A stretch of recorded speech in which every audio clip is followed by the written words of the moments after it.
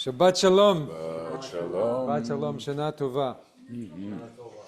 So we are just a few days away from the anniversary of October 7th. Soon be a year since that date. It changed so very much for our Jewish people, and since then the rise of anti-Semitism here in this country and everything that's happened.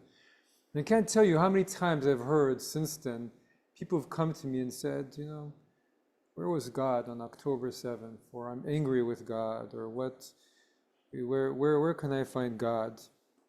It's been on my mind a lot, and one of the thoughts that I've had, it's interesting. On one hand, it's only when we don't have what we previously have that we suddenly really feel like we're missing it. And I think that a lot of us, without fully realizing, really felt that we had the wind on our backs as a Jewish people. For the past 75 years, just the fact of having this incredible country, and we all have different beliefs about what God is, but the miracle of Israel and the fact that it managed to survive and against all odds, and the miracle of the startup nation and all the different, taking a nation who were really at the end of 2,000 years of oppression and turning into people. We came out of the Holocaust after the founding of the State of Israel, and within a few decades, we were at our most proud and our most dignified that we've been for such a long time. And in this country too, this is the great dream we'd have for 2,000 years, to have a homeland or to have a flourishing diaspora where we feel safe, where we feel we can be who we are, where people just accept us. There's no struggle there. And that's what we felt we had.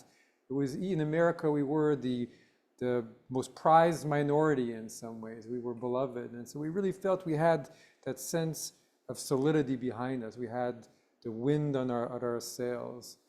And I think part of what we suddenly feel is, what happened to that wind? And it was there, and we felt like our people were sailing.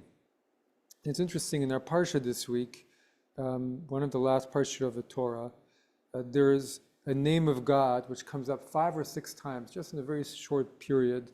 This is Moses' last poem to the people, Ha'azinu. And again comes up where he calls God Sur Yisrael, the rock of Israel. And over speaks of how God is a fastness for the people, how God is there. If you turn, don't lose the Sur Yisrael, don't lose the rock of Israel.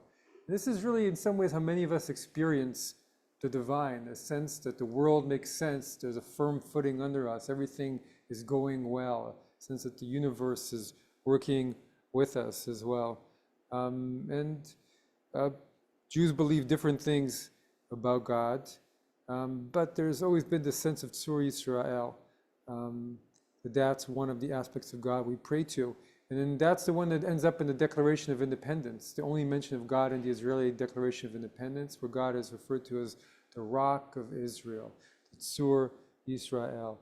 And when do we pray for it in our liturgy? Well, just right before the Amidah in the morning, we prayed Sur Yisrael, rock of Israel, arise in defense of Israel, fulfill your promise to deliver Judah and Israel, our Redeemer. Adonai Tzvaot is the Holy One of Israel. Praise the Adonai, Redeemer of the people Israel.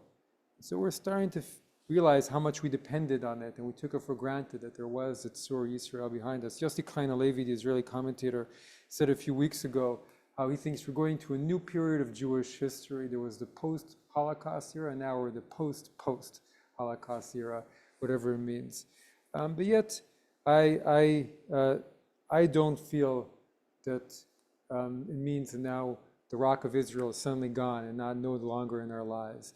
It's just that we're in a period that's in between, and soon we'll feel the rock of Israel more powerfully than we've ever felt before. And what we have to do is hold on, as those who came before us held on, and put into our liturgy, into the Declaration of Independence, and throughout our 3,500-year story, that there's a way to pray for presence that will come and take care of us and be there for us, give us a firm footing under our feet, and put a wind on our sails. This is part of what we do during this period between Rosh Hashanah and Yom Kippur. We pray that there should be that wind and all of our sails for the year ahead, for us, for the Jewish people, for the whole world. That's why we keep praying to Hamelech, we go from El HaKadosh or Melech Kadosh. We keep praying for life. Right? Well, all the prayers that we say are for life, to be inscribed in the book of life. And I don't think it's just literal. It means also we're hoping for that life, that current, to fill us and our people with vitality, to do good, to be good, to feel protected. Shabbat Shalom.